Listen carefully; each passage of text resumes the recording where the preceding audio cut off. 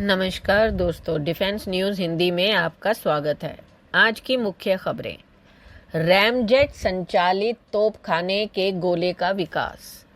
भविष्य की तोपखाने युद्ध क्षमताओं की दिशा में एक महत्वपूर्ण कदम उठाते हुए पुणे स्थित आयुध अनुसंधान एवं विकास प्रतिष्ठान यानी ARDE के निदेशक राजू ने पुष्टि की है कि उनका संगठन 80 से 90 किलोमीटर की विस्तारित रेंज वाले अगली पीढ़ी के रैमजेट संचालित तोपखाने के गोले पर काम कर रहा है।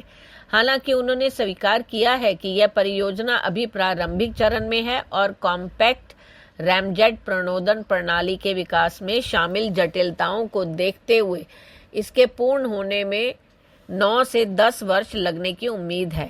रैमजेट प्रणोदन, जिसका इस्तेमाल आमतौर पर लंबी दूरी की मिसाइलों में किया जाता है, दहन के लिए वायुमंडलीय हवा को खींचकर निरंतर उच्च गति की उड़ान की अनुमति देता है, जिसमें ऑन बोर्ड ऑक्सीडाइजर की आवश्यकता समाप्त हो जाती है। इस तकनीक को 155 मिलीमीटर तोपखाने के गोले के छोटे आकार में ढालना काफी तकनीकी चुनौतियों का सामना करना है। अगला, एमका के लिए लो RCS ultra wide band EW antenna. Bharat की स्वदेशी रक्षा क्षमताओं में एक महत्वपूर्ण छलांग लगाते हुए राष्ट्रीय एरोस्पेस प्रयोगशालाओं ने अपनी 2024 से 25 की वार्षिक रिपोर्ट में उन्नत मध्यम लड़ाकू विमान के लिए अत्याधुनिक लो राडार क्रॉस सेक्शन यानी RCS ultra wide band electronic warfare antenna के विकास का खुलासा किया है। विमान की बॉडी के साथ लगा यह नवोन्मेषी एंटीना न केवल एमका के स्टेल्थ प्रोफाइल को बेहतर बनाता है, बल्कि सक्रिय RCS रिडक्शन को भी सक्षम बनाता है, जो भारत की 5वीं पीढ़ी की लड़ाकू तकनीकी की खोज में एक मील का पत्थर है। NAL का निम्न RCS ultra wide band EW antenna AMCA के एयरफ्रेम में सहजता से एकीकृत होकर इस समस्या का समाधान करता है, साथ ही उन्नत इलेक्ट्रॉनिक युद्ध और सक्रिय RCS न्यूनीकरण क्षमताएं भी प्रदान करता है। अगला, वायुसेना की नज़र C-17 ग्लोबमास्टर 3 विमानों पर। अमेरिकी वायुसेना के बाद बोइंग C-17 ग्लोबमास्टर 3 का दूसरा सबसे बड़ा संचालक भारतीय वायुसेना बोइंग द्वारा विमान का उत्पादन फिर से शुरू करने पर अपनी रणनीतिक एयरलिफ्ट क्षमताओं का विस्तार करने के लिए तैयार है। भारतीय रक्षा अनुसंधान विंग से गुमनाम रूप से बात करते हुए एक वरिष्ठ IAF अधिकारी ने खुलासा किया कि बोइंग ने अभी तक IAF को C-17 का उत्पादन फिर से शुरू करने की किसी भी योजना के बारे में औपचारिक रूप से सूचित नहीं किया है, जो 2015 से बंद हो गया था। हालांकि अधिकारी ने जोर देकर कहा कि अगर उत्पादन लाइन फिर से चालू हो जाती है तो भारतीय वायुसेना अतिरिक्त इकाइयों की खरीद पर गंभीरता से विचार करेगी और अपने 11 विमानों के बेड़े को मजबूत करने के लिए 5 और C-17 विमानों का ऑर्डर भी दे सकती है। अगला, भारतीय निर्मित कैमकॉप्टर S-100 UAV का प्रदर्शन। समुद्री सहयोग और तकनीकी कौशल के एक महत्वपूर्ण प्रदर्शन में भारतीय नौसेना के युद्धपोत फिलीपींस की नौसेना के साथ संयुक्त समुद्री गश्त के लिए मनीला बंदरगाह पर पहुंचे। द्विपक्षीय नौसैनिक संबंधों को मजबूत करने और क्षेत्रीय सुरक्षा को मजबूत करने के उद्देश्य से आयोजित इस अभियानात्मक यात्रा के दौरान भारतीय नौसेना द्वारा हाल ही में प्राप्त किए गए शेइबेल कैमकॉप्टर S-100 मानव रहित हवाई प्रणालियों का भी अनावरण हुआ, जिन्हें भारत में VEM टेक्नोलॉजी द्वारा स्थानीय रूप से असेंबल किया जाता है। संयुक्त समुद्री गश्त और फिलीपींस के बीच गहरी होती रणनीतिक साझेदारी को रेखांकित करती है, जो एक स्वतंत्र, खुले और नियम आधारित हिंद प्रशांत क्षेत्र को सुनिश्चित करने के लिए उनकी साझा प्रतिबद्धता को दर्शाती है। दक्षिण चीन सागर में आयोजित इस अभ्यास का प्रमुख उद्देश्य अंतर संचालन क्षमता को बढ़ाना, सर्वोत्तम प्रथाओं को साझा करना, समुद्री डकैती, तस्करी जैसे आम समुद्री चुनौतियों का समाधान करना और महत्वपूर्ण समुद्री मार्गों की सुरक्षा सुनिश्चित करना था। अगला, किलो क्लास पनडुब्बी रफी के लिए भारत वियतनाम से बातचीत कर रहा है।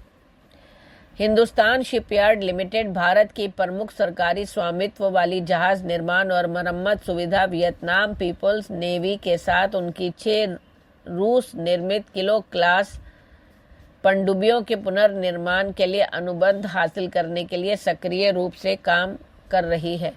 वियतनाम पीपल्स नेवी दक्षिण पूर्व एशिया में सबसे बड़ा पनडुब्बी बेड़ा संचालित करती है, जिसमें 6 इम्प्रूव्ड किलो क्लास प्रोजेक्ट 636 पनडुब्बियां शामिल हैं, जिन्हें 2013 से 17 के बीच रूस से लगभग $2 मिलियन में हासिल किया गया था।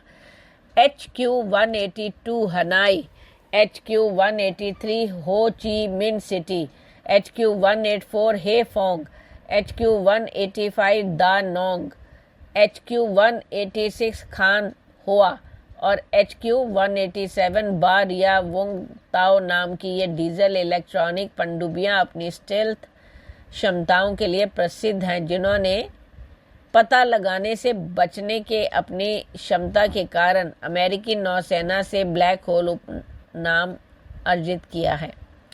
3M-14E club land attack cruise मिसाइलें और MGK-400EM सोनार सूट जैसी उन्नत प्रणालियों से लैस VPN का किलो क्लास बेड़ा वियतनाम की समुद्री निवारक रणनीति का एक महत्वपूर्ण घटक है।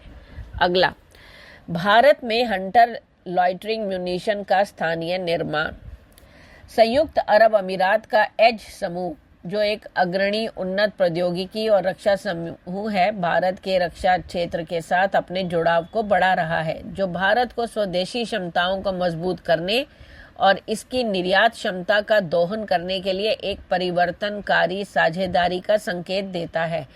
भारतीय निजी क्षेत्र की कंपनियों के साथ हाल ही में उच्च स्तरीय वार्ताओं में एज के अधिकारियों ने घरेलू और वैश्विक दोनों बाजारों के लिए भारत में अपने हंटर परिवार के लॉइटरिंग हथियारों हंटर 10, हंटर N और हंटर 2S का स्थानीय स्तर पर निर्माण करने की योजना की रूपरेखा प्रस्तुत की है, जिसका उद्देश्य खुफिया निगरानी, टोहीर, नज़दीकी हवाई सहायता, सटीक ज़मीनी हमले, नौसैनिक अभियानों के लिए अत्याधुनिक प्रणाली तैयार करना है।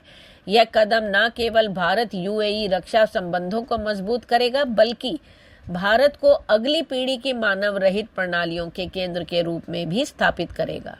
अगला, जोंगा आधारित हल्के बुलेट प्रूफ वाहन। सरकारी स्वामित्व वाली बख्तरबंद वाहन निगम लिमिटेड ने अपनी व्हीकल फैक्ट्री जबलपुर के माध्यम से विंटेज निसान जोंगा प्लेटफॉर्म पर आधारित एक नया लाइट बुलेट प्रूफ वाहन पेश किया है, जिसका उद्देश्य भारत के सुरक्षा बलों के लिए हल्का सुरक्षित मोबिलिटी समाधान प्रदान करना है। हालांकि इस वाहन के डिजाइन का ऑनलाइन व्यापक रूप से मजाक उड़ाया जा रहा है। आलोचकों का दावा है कि यह विकास आगे बढ़ने के बजाय एक कदम पीछे है। अगला, नौसेना प्रमुख ने जापान का दौरा किया। नौसेना प्रमुख एडमिरल दिनेश के त्रिपाठी को शनिवार को टोक्यो में बेड़े मुख्यालय और समुद्री परिचालन केंद्र के दौरे के दौरान जापान समुद्री आत्मरक्षा बल की संगठनात्मक संरचना, उद्देश्यों और परिचालन भूमिका से अवगत कराया गया। नौसेना प्रमुख की जापान यात्रा के दौरान हुई बातचीत भारत और जापान के बीच साझा समुद्री हितों में गहन सहयोग और आपसी समझ के लिए आधार तैयार करती है। धन्यवाद।